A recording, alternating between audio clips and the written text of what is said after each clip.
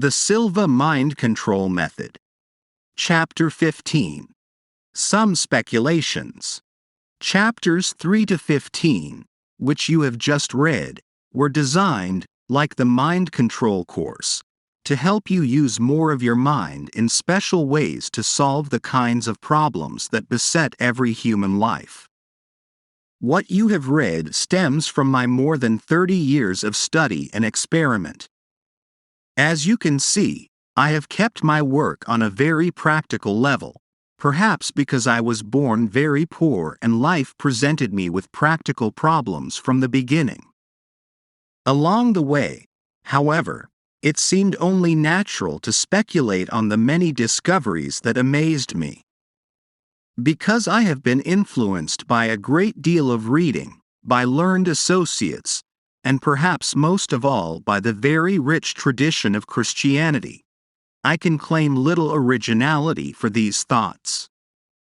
One of the things that amazed me was that nothing I discovered to be truly workable conflicted in any way with my religious convictions. For tragic centuries, there has been an uncomfortable relationship between science and religion. I have never experienced this personally. What amazed me even more is that my findings did not conflict with any other religion or, in fact, with any established worldview.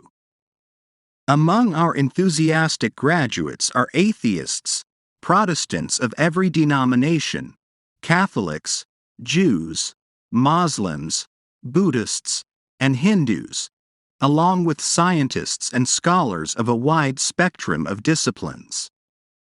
Does this mean that there are no values inherent in mind control? Are the techniques I developed neither good nor bad, like the multiplication table?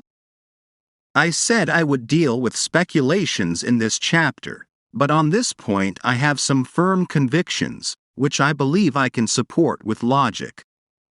Let me express these in a kind of catechism. 1. Does the universe have laws? Of course, science is discovering them. 2. Can we break these laws? No. We can jump from a building and die, or make ourselves sick, but the laws are not broken. We are. 3. Can the universe think about itself? We know that at least one part of it can, we ourselves. Is it not reasonable to conclude that the whole can? 4. Is the universe indifferent to us? How could it be? We are part of it, and it responds to us. 5. Are we fundamentally good or bad?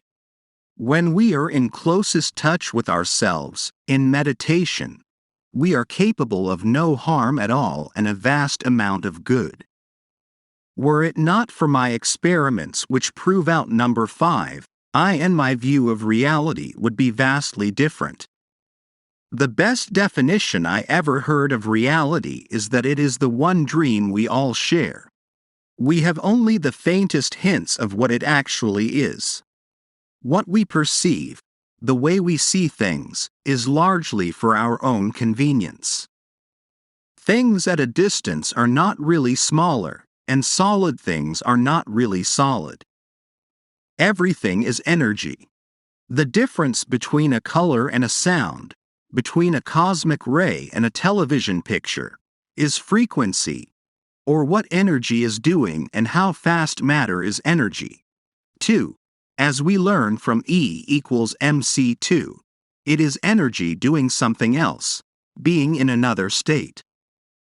An interesting thing about energy, in a world of opposites, up and down, black and white, fast and slow, is that there is no opposite for energy.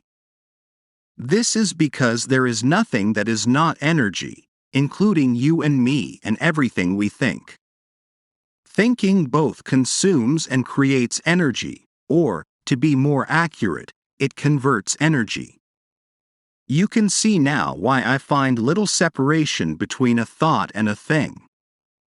Can thoughts influence things? Of course, energy can. Can thoughts influence events? Of course, energy can. Is time energy? I have only the most tentative speculations on this because time presents so many different faces to us.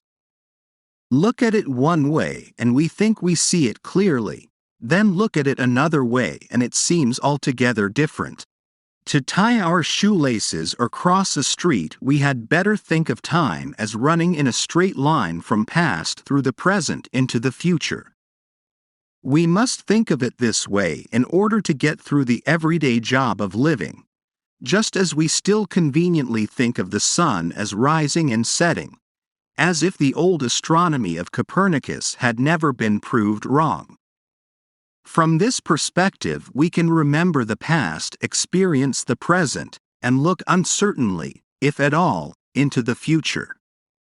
Not so from another perspective. In alpha and theta, we can look into the future as well as the past coming events do cast their shadows before, and we can be trained to see them. This ability is known by the now respectable word, precognition. It was far less respectable when I won the Mexican lottery. If in alpha and theta the future can be seen here and now, it must send ahead some kind of energy, which we can tune into. For time to send any kind of energy anywhere, it must be an energy itself. I discovered something rather strange about how we perceive time many years ago when I was experimenting with hypnosis. When I put 2 of my children through age regression, taking them back in time, if the change of scenery from present to past started too abruptly, they would lurch to their right just as when we are moving forward on a bus and it stops abruptly, we lurch forward. The children felt that in traveling backward in time they were traveling to their right. When I returned them to the present and stopped, the reverse would happen. They would lurch to the left. Many of my early experiments with different subjects confirmed this. Later, when I abandoned hypnosis for controlled meditation, I wanted to learn how, subjectively, to move backward and forward in time. I faced east because Oriental disciplines specify facing in that direction, and east seemed as good a direction as any.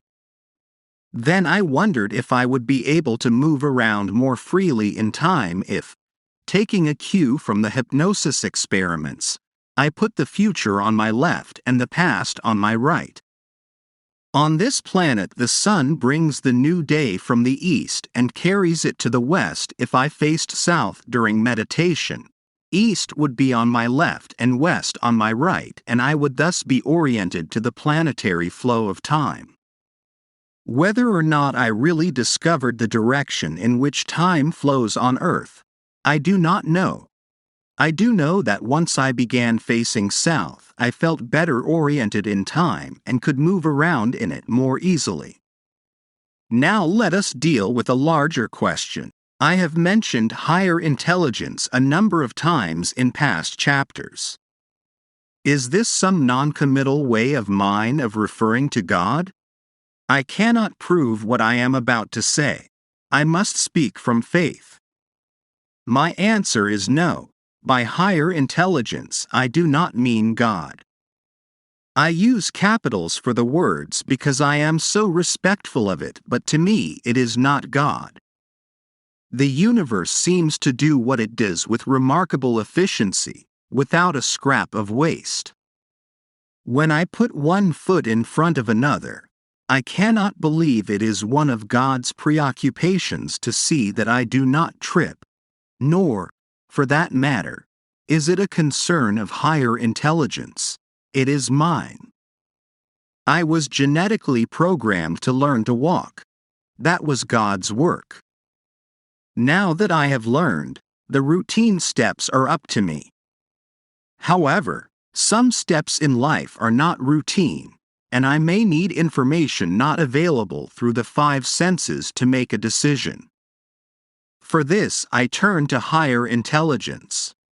Sometimes I need overall advice of transcending importance. For this I turn to God.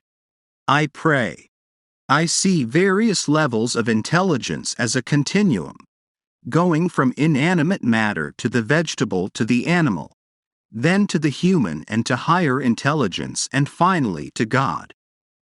I believe I have scientifically found ways of communicating with each level, from the inanimate to higher intelligence. I have conducted experiments under controlled conditions and proved them out through repetition, and anyone who follows the instructions in this book or takes the course in mind control can reproduce them. This is what I mean by scientific. Much of the rest is speculation and faith, not this. Just one more of my speculations. In the perspective of our long history, we humans have just recently completed an evolutionary stage. This was the development of our brain. This is now over with and done. We have all the brain cells we are going to get. The next stage is already in progress, the development of our mind. Soon, what are now considered special psychic abilities will be commonplace for all of us, as they are today among mind control graduates and those readers who follow the steps I have outlined in this book.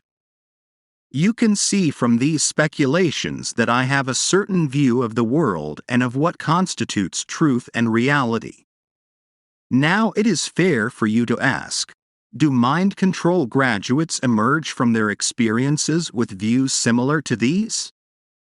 No, far from it. Let me give you an example. Among those who remain closest to mind control practices, an amazing number become vegetarians. Harry McKnight, who works closest with me, did this recently. I enjoy a good steak.